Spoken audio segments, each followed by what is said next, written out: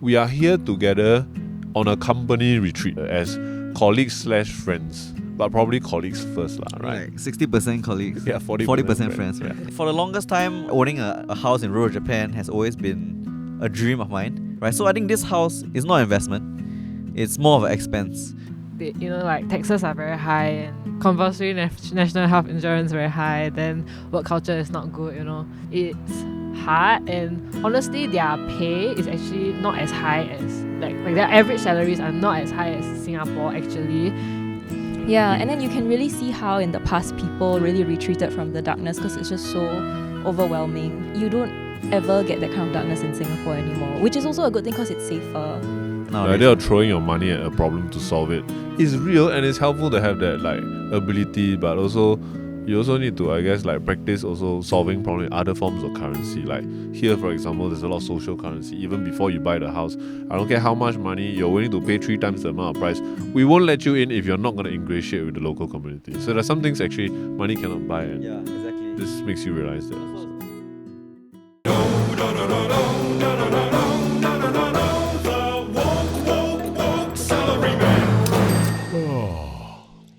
And it should be recording. So hi everybody, and welcome to another episode of the Woke Salaryman podcast. I don't like when podcasts say, oh, this is a very special episode, but this is a somewhat unique occurrence because the setting is different, and because where are we, Ruiming? Right now we are in Ruiming in Japan. So the prefecture is Wakayama if you want to look it up. And basically this is your Japan home. Kinda, yeah, it's kind of like my It's Japan home. Akiya, they call it, one of these old houses that Yeah. you can buy for good price kind of thing, right? I think Akiya is abandoned, so the home wasn't 100% abandoned. Right. It's maybe... Just they're reluctant to upkeep it. Yeah. We are here together on a company retreat. That's why we're all here together as colleagues/friends, but probably colleagues first, right? 60% colleagues, Yeah, 40% friends. Yeah. Yeah. Everyone okay? But definitely not family. Everyone okay with that mix? Yes. 0% Good family. with that. We Lisa has asked a question on our IG. Then some people have some questions to ask about this place. So maybe Lisa, you can ask some of the most popular questions that people have been asking about this house. Then after that, we talk about other things. The most popular question, I guess, is they want to know how and I guess why you got a house in Japan. And then from that also, what was the experience like with renovating it also? Okay, maybe I start with the how. So during the pandemic, do you remember when everyone was crazy over crypto and everything? My friend Xian Jie, who lives here, he runs Xian Jie. Xian Jie. Is salty. Can you just let me say how the way I've been saying it for 17 years? Okay. Yeah, Xian Jie. I think he has a house 2 kilometers that way. He runs a guest house. a guest house sort of inn. thing. I mean, it's been covered in the media before. It's called Ryunohara. Yeah, it's called Ryunohara. It's really awesome. So he told me about this house in this area, and he said, hey, actually, if you always want to overseas home, I think this is pretty good for you. So back then we couldn't travel, we couldn't see. So what he did was that he shot videos and pictures of me. Pictures and videos for me, Show you. not of me. Alright, for me, okay. And then after that, based on that, I said, oh yeah, okay, let's buy the house. I liquidated some crypto money, right? Because it was really high at that point, 2021, and then we just bought a house. Then how much is the house and then reno all that? If somebody else want to do this, Yeah, I think the house will be around 20 to 40k. I can't give the exact figure, but it's somewhere within that range. Reno was around 25k on top of that. Well, so it's less than 100k. You can have a house in Japan. But of course, Location. Very or yeah, rural. location. Yeah, this is damn rural. We have to drive 2 hours from the city, Osaka Airport, Osaka Airport. And also because my friend Xian Jie, has been here for a while, so he has good relationships with the locals. Right? So I think they also gave me a discount also lah. Right. So it will vary widely. Yeah, right? exactly. Right. For the longest time, many Singaporeans, right, owning a house in rural Japan has always been a dream of mine. Not the dream, but one of many dreams. And during the pandemic, crypto money was quite, volatile. So I thought, if it's going to be volatile and may go to zero anyway, I might as well buy something physical, right? So I think this house, it's not an investment.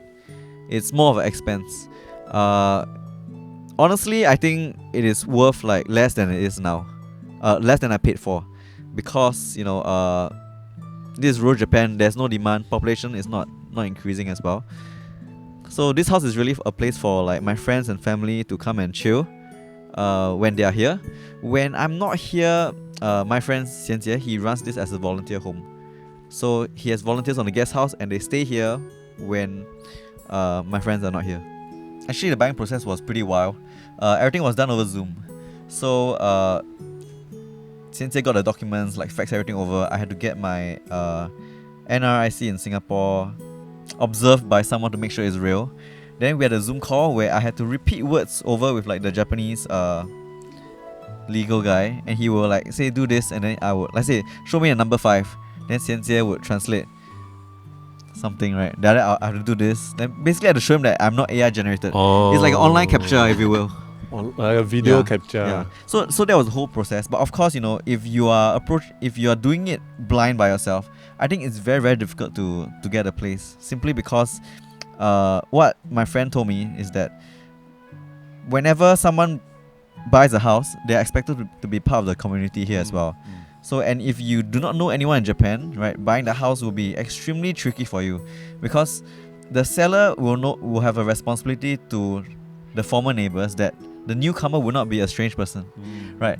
Because they don't want like some, you know, like in Bali, you know, people party, play loud music, disturb the neighborhood. They flip it into a weird Airbnb, then every week got some new people coming in and it disrupts the neighborhood. That would not be nice. Exactly. So I think you need like someone, insider or an agent. someone who can vouch for you. And like I think for Singaporeans, the Japanese we know will be mostly be city folk, right? Like people in like Tokyo, Osaka, you know, Fukuoka, places like this. The chances of a Singaporean knowing a rural Japanese person is extremely unlikely. So I think that is the arrangement that I have, but I think it might not work for everyone. Our friend Xian Jie worked extremely hard, and he really, really spent so much time here that he's like a local, right?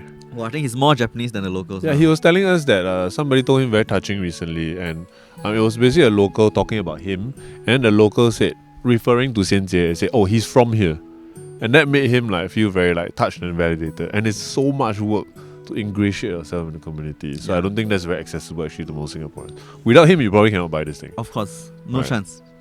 Right. Oh, the next question is for the team, I guess. So far, what has been the experience living in rural Japan been like, and any comparisons we want to draw to Singapore? So maybe start from Wensing. Yeah. How has your experience been so far here?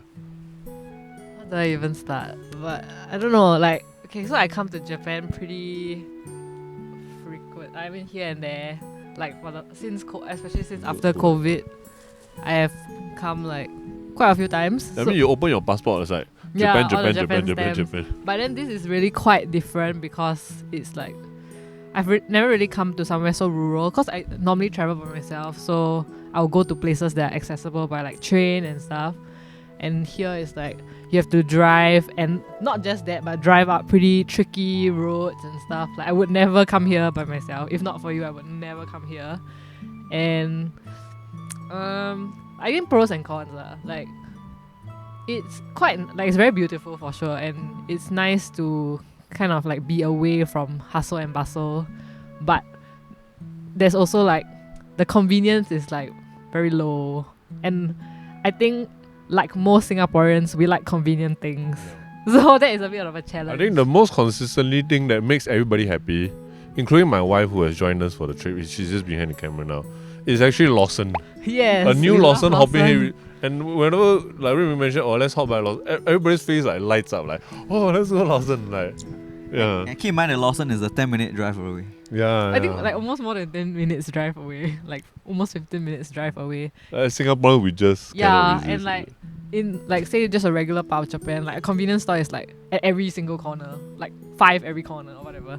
But is so the inaccessibility makes it tricky, and I don't know. I guess maybe people who live here, they're used to it. Like, oh, I need or they plan very well. So it's like, okay, I will plan like what I need for the entire week. I'll go down once, get everything, and come back. But then we're so used. The convenience makes going you downstairs, right? The convenience makes you not used to planning. Yeah. You know, so you're like, you buy one. Like I went to a convenience store. I literally just bought like 3-4 things. And then so tomorrow I will have to go again and get more things because like no choice I didn't plan like 5 days in advance. So that's hard for me, I guess. Yeah.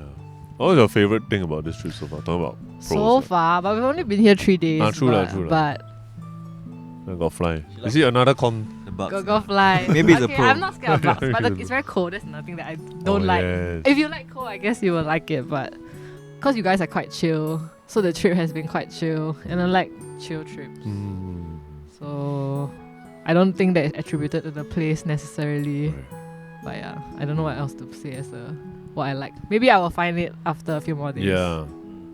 So for me, I agree with a lot of what she said, especially cold. I cannot stand cold. So actually, on my first night here, right, like the day was so toasty and nice, and I'm like, oh, I can do this because I usually cannot do on cold trips. Then the night was so cold. I thought to myself at one point, I'm like, I want to go home. Like this is the first night, and then the day is nice again, you know. So I cannot sleep. Like so, my wife is here, so and she loves the cold. So we are quite difficult roommates together because she likes it cold, I like it hot. So like It's like a we haven't figured it out. She likes it cold, I like it hot as a song. I don't know. Yeah, so we need to figure out how to sleep together in the same room and which angle does the heater face and stuff. But I think the interesting thing about this is like of being a dream, and I really do get the charm of rural Japan to Singaporeans who are so used to the metropolis. But like she said, when you come here, especially when you are not just here for 6 days, if you are here and you have to buy a house here, go through that process, and I think the Japanese like process can be very difficult. Like they might prefer say fax over email. Everything needs seal, like official seal and stuff. So that might be super frustrating for the efficient Singaporean. And I just think like for anyone who fantasizes about this thing, just going through the process alone, I think like halfway through, most Singaporeans will give up. So that's the kind of thing. And seeing people here, people are very nice. But also, I don't think I would ever be able to ingratiate myself culturally because even the language, I don't know. So while it's very nice, I'll probably just rather come here for a week or so. Like go to Sinjia's place and enjoy the rural countryside. I'll much prefer that than buying a house here. So I think you're very brave in doing that. Yeah, so that's my general thoughts about it. Yeah. Well, I think everyone bashed their dream so far, so I guess I have to live I have to sell the dream a little bit. Right. I think like living here is really very different from living in Singapore. Of course, it's not Singapore, it's not convenience, but if you plan right, not plan right. I think if you do some proper planning, like living here actually can be pretty okay, right? Cars are cheap. You can buy cars for as low as 1.5k Sing. Right. 1.5k Sing dollars. Drive around. The nearest supermarket is I think 1 hour away. 1 hour. Yeah, 1 hour away. Yeah. So you could do your groceries for like the week, and then you could come here. I wouldn't say I'll live here like all the whole time. year round. At least at this stage of my life. But I do think if I come here, I could live for like 1 to 3 months by myself, especially if there's a project that I'm working on. Like if I want to like write a book, or if I'm working remotely, I just want some time away from like business or like stressful people. Or if I am there's a bug here, right? Or if you just want to like be in nature a lot, right? Work on your mental health. Work out every day. It does revitalize go jogging. the spirit, I think it's amazing. And every morning you can see, because I wake up quite early. I wake up when the sun rises. You can see like actually like mist Right. like behind us. The smell of the forest is quite crazy lah. And I guess in autumn, which is the season now, it is not as humid as it is in Singapore. So I think for a certain kind of people, I think it'll be okay. But it does require a major rethink from like the Singaporean psyche lah, right? You cannot just go down to your kopitiam and then after that someone will serve food for you. Right. There is like 4 buses a day here. Yes. Yeah. So if you miss it, you don't plan it, then tough luck, right? I don't know how you're getting down. Maybe you Buy a car. for or 1.5k and drive down. Yeah, but all in all, I think for the price, some people buy a car, it expires after 10 years. This thing will basically be around until Until it spoils. until it spoils. Or you But drive it down a ditch or Yeah. something, right? which one? Oh no, I'm talking about the house. The house. Oh, the house. Yeah. So for example, I think Singaporeans would drop like a lot more on a house. Oh, sorry. So I think a lot of Singaporeans would drop a lot more on a car, right? Yes, like 100k on a yes. car, the last 10 years.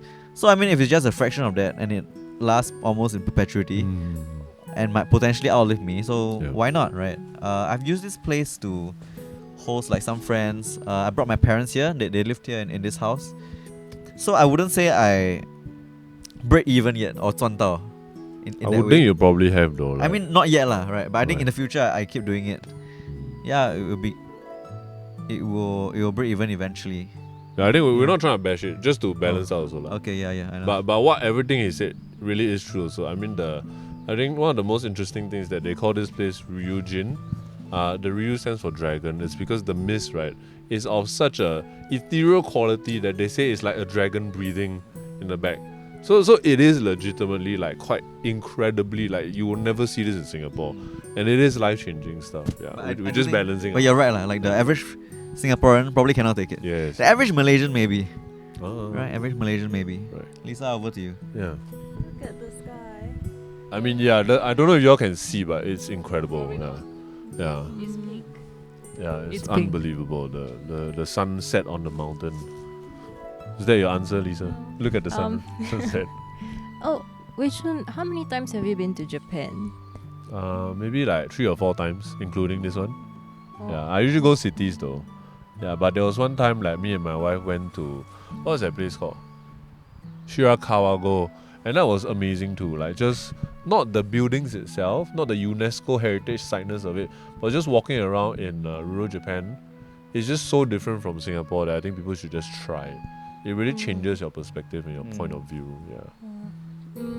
So I think I've been to Japan the least. So I've only been once last year, and it was to the city areas. I went for like one night to this onsen town, pretty far out, but it was next to a train station, so we managed to take one of the local trains.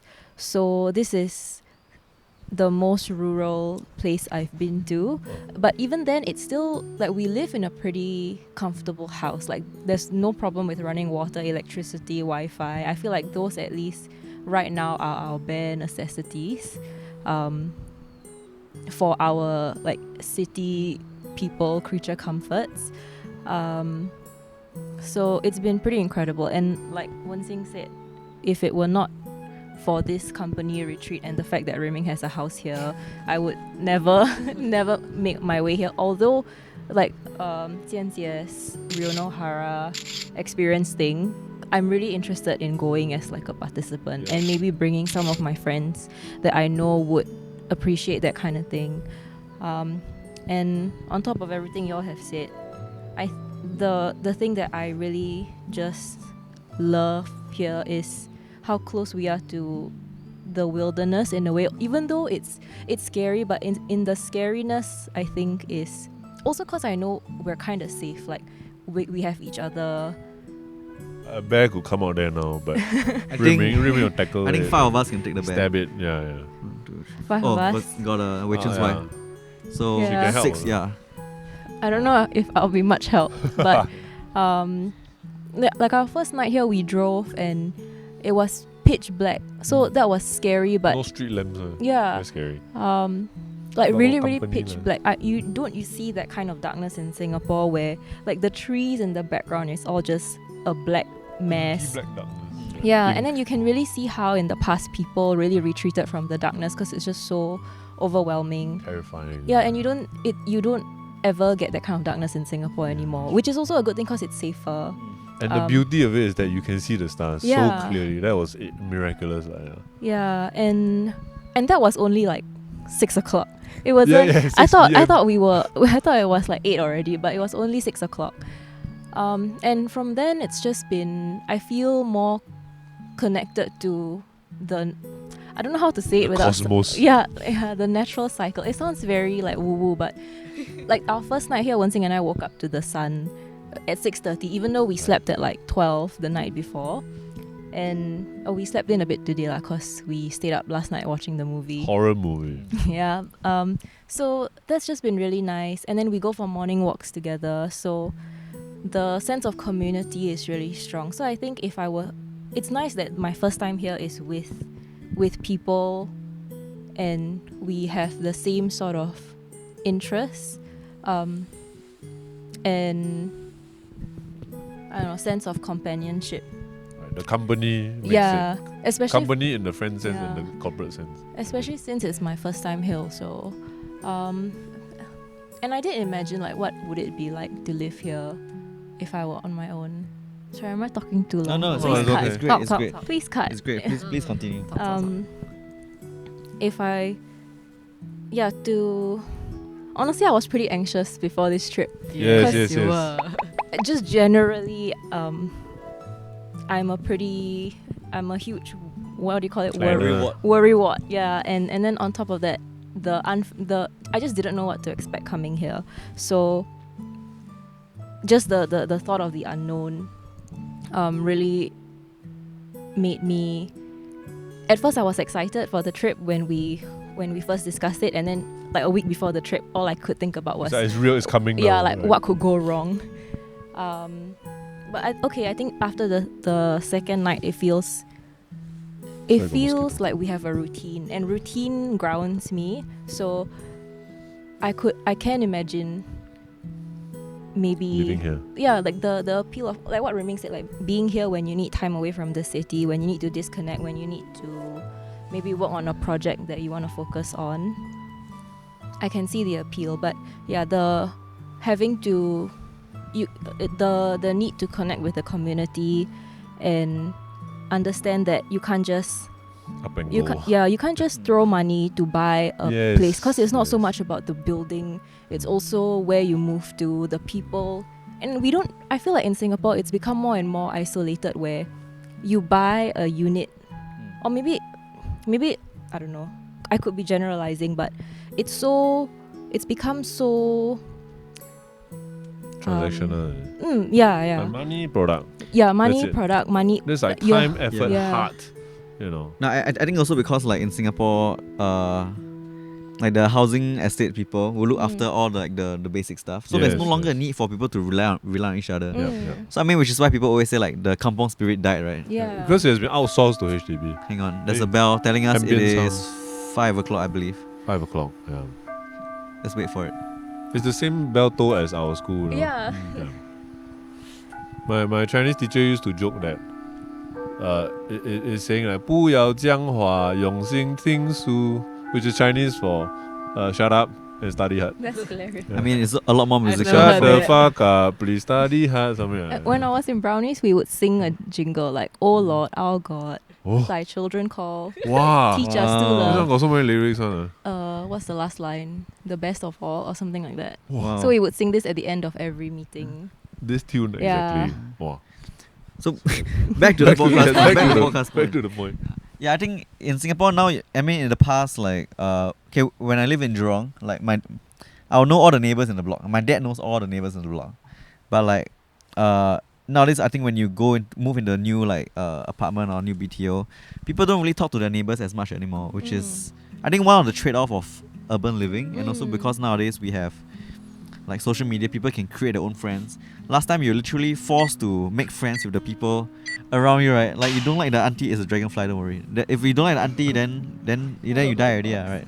You die already. You're damn unlucky, right? Yeah. Then you have to find a way to Suck make thumb friends already, with the yeah. auntie, Yeah, right? yeah. Now, you just close the door and just hope the auntie stay away. Yeah, I mean, like, we go out with Ruiming, and every time he see a neighbor, immediately eye contact will be made. And then it will be like, konnichiwa, you know, ohayo gozaimasu. I'll just be like the nicest version of myself, right? Yeah. Konnichiwa. It's quite funny because Ohayo. can you tell them what they call you and why they call you that? Yeah, they call me Nani-san, right? Because if you... Which is Mr. What? Yeah, Mr. What. Yeah. Because Nani is what in Japanese. Yeah. Because in Chinese, my surname is literally Nani. You know, her? It's like 为何. Yeah, Wei right? her, like the Yeah. 手字片 and the ke Yeah. is pronounced Nani in kanji. So they call me Nani-san. Mr. What? Right. Yeah, I Mr. thought, What. I thought it was because you said nani a lot. Oh, no. Oh, you didn't know the reason. Yeah, Until recently. It's the correct count. It's the count. I was thinking of another point also about rural life in Japan compared to Singapore. Like we mentioned people in Singapore tend to retreat because they don't need their neighbors as much. And from that, I think people also trust their neighbors less with Right. scams, and I don't know, we have more distrust towards people, even though we live so close together. And with money, I think we can solve a lot of problems with that. What's the word? The reliability of like paying for a service. Whereas in Japan, you are so nice to your neighbors and you trust your neighbors. Like you won't even lock your house if we leave for a short time. Yes. And part of it is also because of the ruralness of this area, but also you Trust. have an expectation of how to behave and how your neighbors will behave. You're not gonna enter your neighbor's house and wreck their house, and they won't do the same to you. But I feel like we don't have that kind of confidence back in the city. Yeah, that is true. The contrast really is so like interesting that like in Singapore we live so closely together, yet we are socially so far apart. But here is the opposite. Like people live so far apart from each other. Like we can yell and we can be very loud and we won't disturb the next neighbor over. But then the trust is strong there. Like if we were not in, for example, and the neighbor saw somebody snooping around, the neighbor would be like, "What's going on?" You know, and come and inquire. So yeah, that's a good point too. Actually. I think in remote areas, like you are forced to look out for each other, right? Because like first the guy will loot this house, then at some point he'll go loot your house also. Right. So it's important to kind of like nip it in the bud. I mean, I noticed that when I go hiking, like in the city, like everyone you say hi, everyone is like quite cold and They don't even look they look at you in some strange way. But like out there on the trail, like everyone says good morning to each other. Everyone asks like, "Oh, are you okay? Right. Be careful. You know, the road ahead, like it is very muddy towards 5 kilometers forward." I think people realize that when push comes to shove in rural areas, when it comes to counting, I mean, it's only each other we can count upon, and they are treating people like how they like to be treated. I think I want to add a point, like if you're thinking about moving to rural Japan, I think you really need to switch your mindset. But I also think it's a great learning opportunity for everyone who can afford to buy a house in rural Japan, or even take a month off to stay in rural Japan, or even any rural place like Australia also. I do think like in Singapore, like if you can plan your life a little bit more instead of relying on convenience all the time, you can actually save like a whole bunch of money and actually improve your quality of life. Right. I think in Singapore nowadays, there's like a lost art of planning. You wake up at 8 and then the first thing you do, okay, yeah, maybe I'll use my phone for 1 hour, then I call a Grab and go into work. Yeah. Then you end up paying $28. I see Jia Hui smiling, so Yeah. I don't know, maybe it's relatable. It's probably relatable, but I shan't comment on that. but then if you just see what time the bus come, Yeah. see what time the Tower Transit bus Or come. have some discipline, sleep earlier, wake up earlier. Yeah, You know. don't get out of bed, don't scroll your phone. Yeah. That convenience is literally costing you like $20-something Yeah. versus you take a bus like $1 or $2 plus. Okay, Yeah, maybe that- $2 plus The nowadays. idea of throwing your money at a problem to solve it is real, and it's helpful to have that like ability, but also you also need to, I guess, like practice also solving problems ahead of time, and also solving problems with other forms of currency. Like here, for example, there's a lot of social currency. Even before you buy the house, I don't care how much money you're willing to pay 3 times the amount of price, we won't let you in if you're not going to ingratiate with the local community. So there's some things actually money cannot buy, and Yeah, exactly. this makes you realize that. And also, it's also like when you learn to do stuff yourself, I think it's actually quite empowering. Like I think when I was here in the early days, before this was renovated, like we did a lot of not a lot lah. We did some of the reno ourselves. The rest was helped out by the village carpenter. Remember you were burning some wood to kind of like stop the worms from eating it or something, right? Yeah, so that was You over. did it all yourself. Yeah, not this house lah. Oh, it's not this house. It's Cynthia guest house lah. Yeah, but I mean when we for example just clearing the weeds by yourself, because this place was like overgrown. This place was literally all. Or here, Yeah, okay. I want to say vegetable, but it's more of like vegetation. weeds lah. Yeah, so I had to chop down the tree myself. Take the machete and cut. And after you do all that, you realize that actually, you can do quite a lot of things. And I think if you carry that mindset into the city, you will find that carry that mindset back into the city, you'll find that you can overcome a lot of the micro challenges that we face. The people say like they feel like awesome and all, then they face like a little small challenge and say, oh no, my life is ruined. Right. I think you won't be the kind of person if you live here like you cannot be like. yeah, You can't just be like- die. Exactly. I think maybe one sort of kind of point we could maybe end on is the idea that I think probably a lot of people who are interested in this will be thinking about, which is the idea of this Japanese fantasy. Not just rural fantasy, but the idea of Japan as this land of like, and we use it as a trope in our writing also when we write about like things that Singaporeans spend on, and we say, oh, holiday to Japan, is that a necessary thing? You didn't just get a holiday, you bought a house here, And also Wen-Xing is a big Japanese expert. I don't know what to call it, a fan, enthusiast maybe. Don't say Because otaku. Oh, I said it. I never say otaku, you Sorry. say it. Like, I don't mean, know. like, she's interested in Japanese culture, and she She even learns the language. She's very proficient in Japan. Everything we do here that needs speaking and reading, she's been doing it. Japan-phile. Yeah, Japanophile, right? I don't know if that's a good word or not. Would you Anyway, like move whatever. here or consider moving here with this as one of the options kind of I thing? feel like at one point I did, but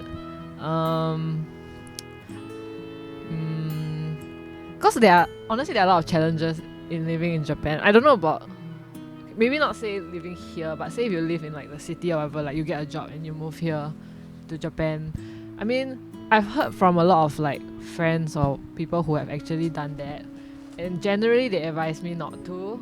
They, like taxes are very high, and Work culture also, health right? insurance is very compulsory. National health insurance very high. Then work culture is not good. Especially if you're a woman, and if you're working like say a traditional Japanese company lah. It's hard, and honestly, their pay is actually not as high as like their average salaries are not as high as Singapore actually, when prices are pretty high. Like comparatively lah, the ratio is not that great. So a lot of people end up just going back to Singapore because you can get better standard of living there generally. Yeah, but of course, if you say you live in like say rural place, you can get houses for much cheaper. But if you rent in the city, it will be very expensive too. Yeah, Right. but of course the problem is like the jobs aren't in the rural places. Correct. Yeah. So it depends. So if you like say you're willing to be like Xianjie who does like a totally like a farm kind of lifestyle. Well, I don't think there's Sure, many yeah. Xianjies in the world. I think Right, only got yeah. one. Some people say that, Yeah. oh shit, that's my dream, but trust me, like I Is think it really? most people cannot do this kind of thing. Right, right. So unless you're doing something like that, but if you want to do like really like your typical, say a corporate type of just a job, Salary and then, man. yeah, salary Right. man, live in like the coolest place in the world kind of thing. It's not gonna be probably not gonna be as ideal as you think. Yeah. And yeah, but then from what you said just now about how when you come here, then there are a lot of like learning experiences that you Yeah. can take away. It's Sounds insightful. that sounds like interesting. Like maybe I should come here for like 3 months, almost like a camp kind of thing, Right, to right, kind of like yeah. learn all these good traits Yep. and bring them back to where you are in the wherever else Right. to put them in place. Yeah. Yeah. I also think like as far as development is concerned, like what Japanese society is in some way like crystal ball of what Singaporeans will face in the future. Where like taxes are high, right? Aging population. Aging population. I think Singaporeans might not realize it now, but like there was a point in time where Japan was actually one of the most like atas wealthy. It's I mean, in it the still 80s is lah, right? It still is lah.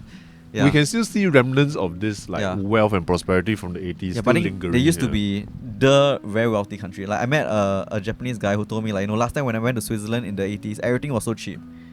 Then recently he went back, then like no spending power. I think like right now this is very important because as Singaporeans, we now Sing dollar very strong, right? We take for granted like it will be strong forever. We take for granted like the economy will be bustling forever. But if you look at history, even a country as remarkable as Japan, who create like such beloved brands, like there's like Nintendo, Toyota, all this stuff that we use on the daily basis, can face like a decline.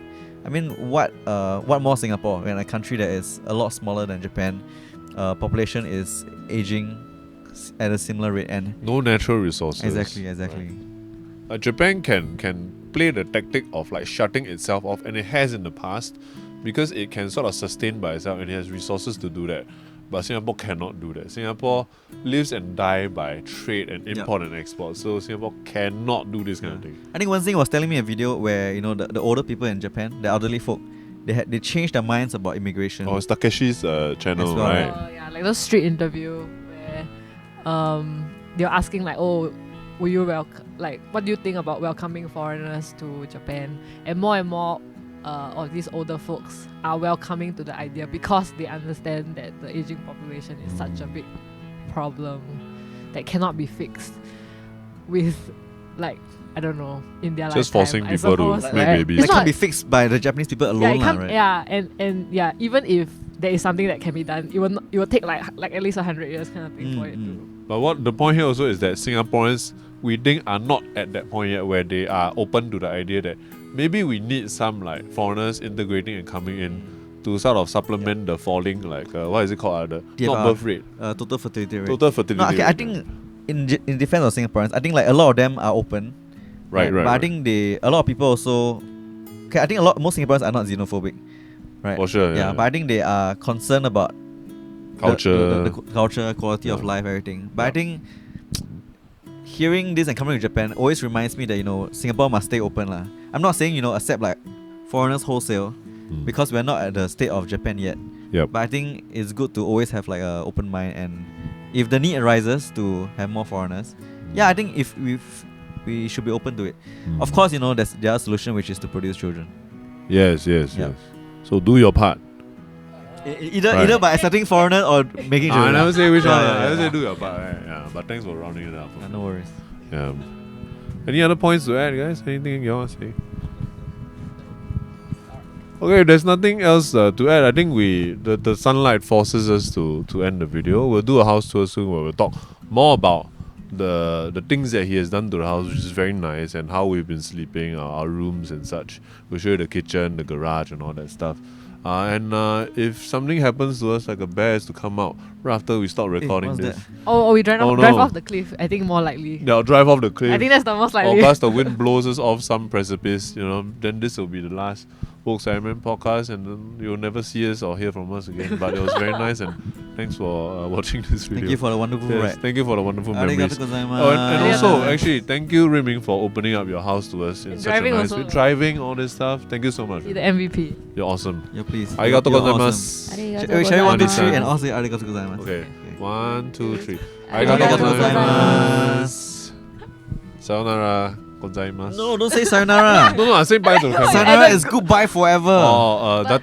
on can. team what? But anyway, Jane. Jane. Matane. Right. Another one. Yes, very good. Stay woke, okay, bye.